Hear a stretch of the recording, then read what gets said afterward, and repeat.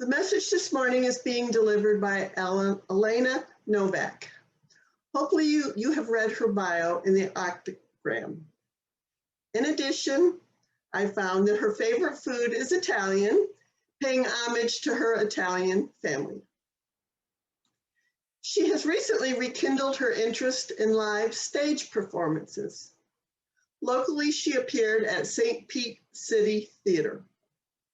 So when she hits the big time, you can brag that you heard Elena when she was developing her acting, early in her acting career. Go for it, Elena. She is a senior organizer at FAST. Elena, we welcome you to our service. Thank you, Sue, and good morning, everyone. I want to thank all of you for inviting me to spend this time with you.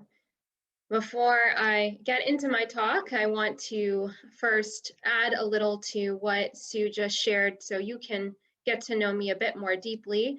I'm from Cape Coral, Florida, just 2 hours south of here, the place I was born and raised and where my parents still live. I was raised Catholic, but then converted to a non-denominational Christianity that lasted until I graduated college. And at that point, I came out as 3 things all at one time: agnostic, liberal, and queer. From then on, I changed religions about as much as I changed addresses. I moved to Raleigh, North Carolina, and spent 3 months attending a church for people with, quote, post-traumatic church syndrome.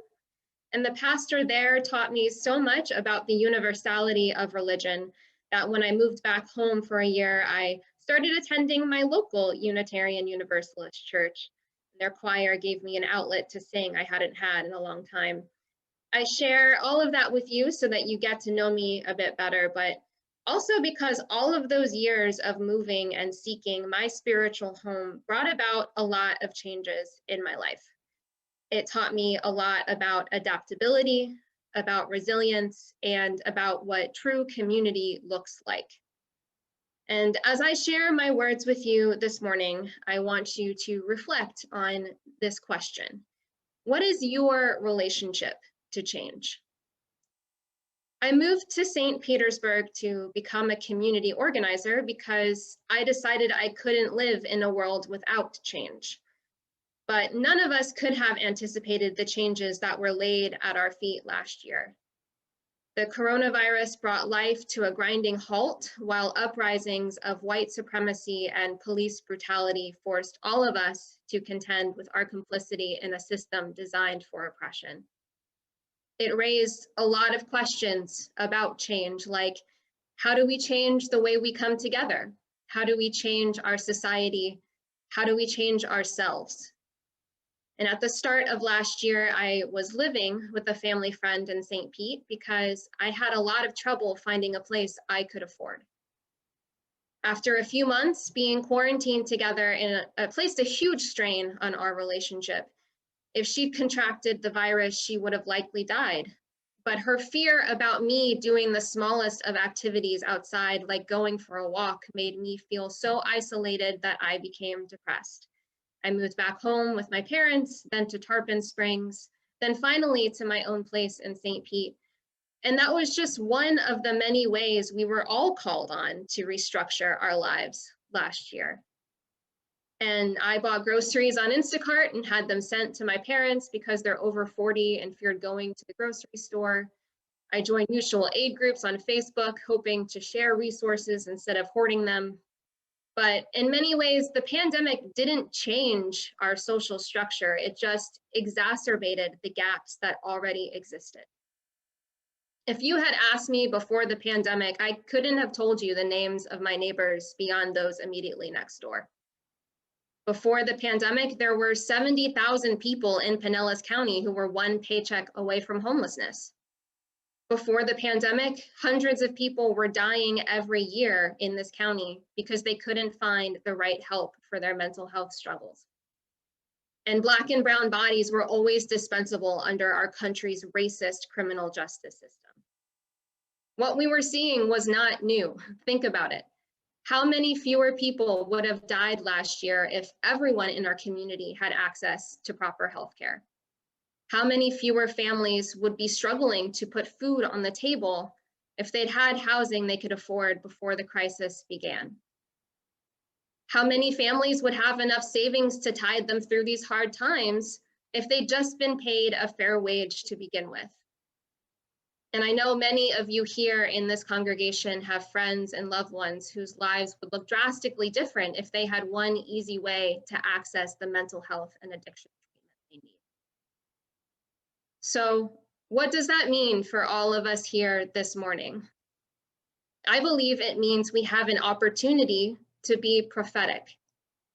And I don't mean that in some divine sense. I mean letting our collective action call the world we want to see into existence.